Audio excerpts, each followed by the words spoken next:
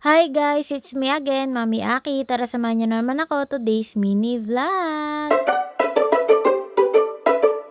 Gabi na nga pala nang may dumating sa aking parcel mga minyos ko. Makakalimutan ko pang may parcel pala ako. Kaya nga lang pag uwi namin sakto nandun na yung parcel at babayaran na nga lang talaga. Order nga ako netong wallpaper sticker mga mi kasi may paglalagyan ako neto. DIY ko kasi mga mare etong aming wall dito sa may loob ng kwarto namin. Yung double walling namin dito sa bahay mga mare, nabutas na nga din siya, gawa na nga din siguro ng mga anay. Ipis nga lang din pala yung plywood na ginamit dito sa kwarto namin kaya siguro mabilis nga din talagang anay. Talaga yung problema ko talaga dito sa bahay namin mga mare kasi nga itong bahay namin ay gawa nga lang sa plywood tsaka sa kahoy. Kaya noon pa man pangarap ko talaga mga mare ay bato na yung bahay namin. Kasi talaga pwedeng i-hollow blocks tong bahay namin mga mare kasi alam nyo na hindi naman sa amin tong lupa. Kaya eto, sagana nga din talaga ang mare nyo sa pagdi-DIY at pagkakabit ng mga wallpaper sticker dito sa bahay. Para nga lang talaga matakpan mga mare etong butas dito at hindi na makita na malambot yung natin ay talaga naman bumili na nga ako ng wallpaper sticker. Once kasi na nakita niya yung mga mare, pupuntahan niya nga yan tapos kukut-kutin na naman. Buti na nga lang din talaga etong wallpaper sticker na nabili ko, sobrang bilis nga lang talaga ikabit tsaka hindi siya yung malagkit mga mare kapag dinidikit dito sa wall. Ganda nga din pala na itong style na napili ko kasi kahit anong style mga mare ng paglalagay nyo ay okay na okay lang. Hindi na siya yung tipo ng wallpaper na talagang kailangan ko pang pagpantay-pantayin para nga lang magkadugsong-dugsong yung design niya. Alam nyo ba, ang haba din nga neto mga mare, nakalimutan ko kung ilang meter nga pala tong binili ko pero ang mura lang din niya sa presyo niya. Dalawa na nga tong binili ko mga mare tapos nasa 220 pesos lang yung binayaran ko. Halimbawa nga din kapag nga susukatin nyo kung hanggang saan nga yung gupitin nyo mga mare ay eto meron na nga din pala siyang line dyan para mabilis nga lang din siyang gupitin. Totoo, wala naman din talaga akong balak na pagandahin pa tong bahay namin mga mare kasi hindi naman talaga sa amin to, hindi din naman sa amin tong lupa. Ngayon kagandahan sa mga wallpaper mga mare, hindi na kayo gagastos ng malaki anytime, pwede nyong gibain or pwede nyong tanggalin. Hindi kayo manghihinayang sa ginastos nyo kasi nga napakamura nga lang din pala nito. Maganda din naman tong gamitan mga mare basta maayos lang din yung pagkakakabit nyo, wala yung parang bukol-bukol dyan or kaya yung parang bubbles-bubbles. Napabilis nga din talaga yung pagkakabit ko ng wallpaper kasi nga mga mare pantay naman tong aking nilalagyan. Pero syempre katulad nga nung nasa itaas na bakit pa nga din talaga yung style netong aming plywood dito sa loob ng kwarto. Akala nyo talaga sobrang bilis ng pagdidikit ng wallpaper nyo ko mga mi, matagal-tagal nga din yan. Kasi nga kailangan pa natin tingnan bawat nga sulok niyan mga mare tsaka yung bawat lapat natin. Tapos kailangan pa natin yan nasukatan mga mare kaya ang technique ko sinusukat ko nga muna lahat ng wallpaper dyan tapos ayan tsaka ko naman lalagyan. Ito nga pala yung butas dito mga mare sa dingding namin, halata pa nga siya ni madam kaya naman ayan mga mare nilagyan ko nga ulit siya ng tapal dyan. Marami talagang butas ngayon dito sa amin mga migawa nga ng mga anay tapos kinukut-kut pa nga ng bata kaya naman ang bilis niya talagang nasira netong amin double walling. Tapos ko nga pala maglagay sa isang side, eto naglagay na naman nga ang maring akinyo dito sa may bandang ulo na. Ano may butas nga din pala dito kaya naman ayan lalagyan ko na nga din siya mga mare para nga talagang hindi na makita ng madam natin. Hirapan kasi talaga ako kay madam kapag nga nandito sa may kwarto kasi nga mayat-maya ako yan mga mare tinitingnan baka nga natutuklaw na pala ng ahas nyo skuday. Kapag nga ganito mga mare may wallpaper, bago yan makapunta dito sa may kwarto namin didikit-dikit muna yan dyan sa wallpaper na yan. Alam nyo naman dito sa amin ay gubat kaya expected nyo na meron nga din pala dito mga ahas. Ito na nga pala yung aking nilagay dito mga mare, kalahati nga lang pala para magkasya, hindi pa nga din yan tapos. Tinapos ko naman yun sa kwarto namin mga minang matapos naman ako naisip ko yung tirang wallpaper ilagay ko dito mga mare sa may kusina namin. Gusto ko nga maging maayos tingnan eto mga mare sa may bandang kusina namin kasi naasiwa nga ako at kulay itim. Lalo na kapag nga nagbablog ako mga mare ng mga Prada, kitang-kita yan nyos ko. Kaya naman yung natirang wallpaper eto kinabit ko na nga lang pala dito mga mare. Para-paraan na lang yan para nga mapaganda itong ating bahay kahit wala nang igaganda nyos ko dahil. Ito na nga din pala nang matapos na nga din ako sa pagdidikit nitong wallpaper sticker. O siya ilalagay ko yung link ng wallpaper ko mga mare.